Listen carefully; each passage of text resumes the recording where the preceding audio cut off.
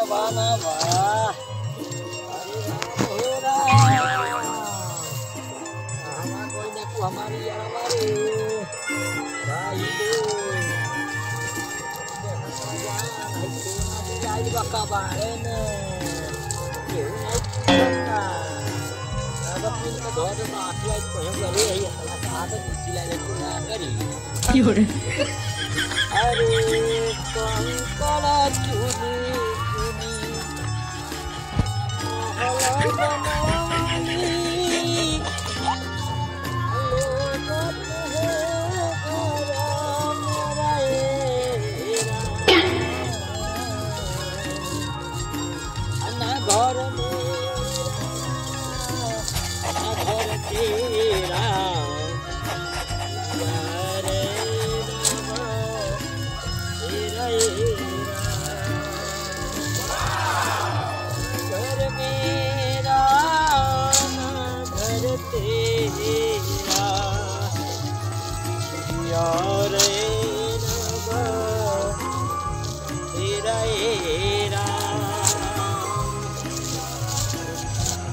भाई लोग अरे जब आना मेहर अरुअन के बा मर्द लोग दिन भर खटता मोटरी धुआता तो साझी के जाता तो मेहर बीमारी धोले रहता है भाई लोग कहते अरे पानी मारो पर कमरिए बहुत पहले ही सुना कि देहिया दाबे की ना पड़ी कलयुग भैया कलयुग इज्जत नहीं भाई भाई। अरे मोदी जी तो साफ ले याद नहीं तिरिया राज तिरिया दोस्तों कभी हमने भी इश्क किया था कभी हमने भी इश्क मतलब प्यार किया था कभी हमने भी प्यार किया था। प्यार करने की सजा यही है कि प्यार करने में कोई काम नहीं सीख पाया तो आज देखिए क्या क्या करना पड़ा। आप लोग ऐसा मत कीजिएगा मेरे दोस्त आप लोग अरे काम कीजिए कोई गुण सीखिए उसके बाद तक प्यार कीजिएगा। जब पैसा रहेगा तो प्यार करने में मजा आएगा और जब पैसा नहीं रहेगा तो सजा ही सजा है मेरे दोस्त भाई लोग। अरे मेहरारूपुर के इतना त्योहार आ गए भाई लोग अरे एगो बीता तो दूसरा चढ़ल रहता चौपल रहता है भाई गाड़ी पेरी लिया कमा के देता। अब पथले कितना मूर्ति पूजा होता नमो नारायण भगवती नमो नमः जय छठी मैया जय दुर्गा मैया 9 दिन दुर्गा मैया के पूजा होता 9 दिन पूजा होता लिया को टालीपुर से फिर नदिए में दबा के फेंक दिया खिलवाड़ कर जाता भगवानों देवी देवता लोग के साथ खिलवाड़ कर जाता दोस्त लोग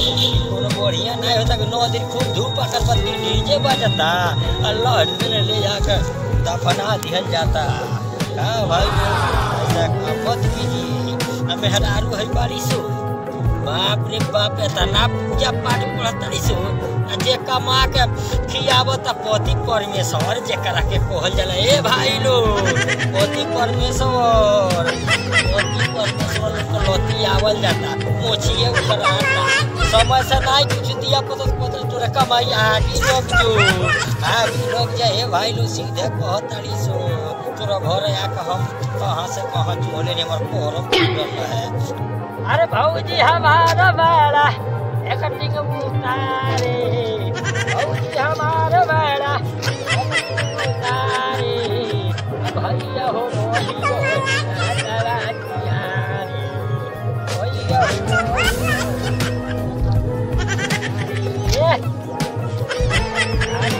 बड़ा बतिया ले रोहिया में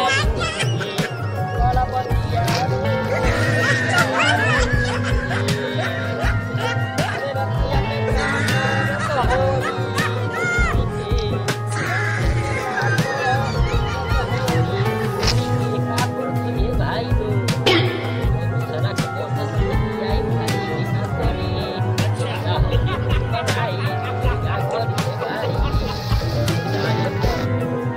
दीवाने हैं इसको करते हैं हम दीवाने हैं इसको करते हैं इसको ईश्वर के क्या करते हैं छाट उखाड़, कृष्ण पर भी करते यही करते कि जिसका माया हुआ होता वही घर चक्कर होते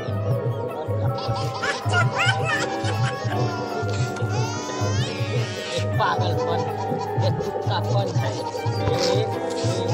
कौन करता है, कुत्ता करता है। इसके आजकल खोलने को कोई करता नहीं, करता है करती है तो दूसरे से मन अखिया में ऐसा जादू बाकी जेके ना पिघला दे, अखिया में ऐसा जादू बाकी जेके ना पिघला दे, जे पत्थर दिल हो उन्हों ना डुला दे, उन्हों के ना डुला दे। मेरे दोस्तों अगर वीडियो अच्छा लगा तो लाइक सब्सक्राइब करो। बाय, हाथी हो मनोरंजन थोड़ा होता भाई।